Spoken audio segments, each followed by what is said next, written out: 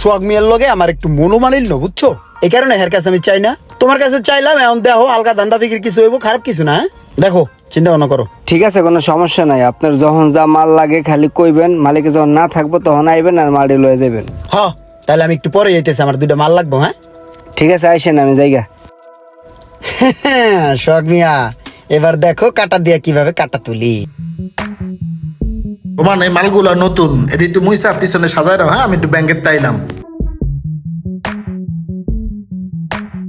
ওই মিয়া, কই মাল রেডি?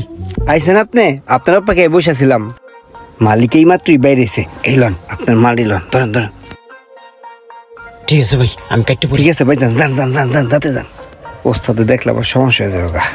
আপনার আশেপাশের শত্রুরা যখন আপনাকে সরাসরি অ্যাটাক না করতে পারবে, তখনই আপনার কাছের কোনো মানুষ দিয়ে তারা আপনাকে ঘায়েল করবে। ভিডিওটি ভালো লাগলে অবশ্যই শেয়ার করে দিবেন প্লিজ।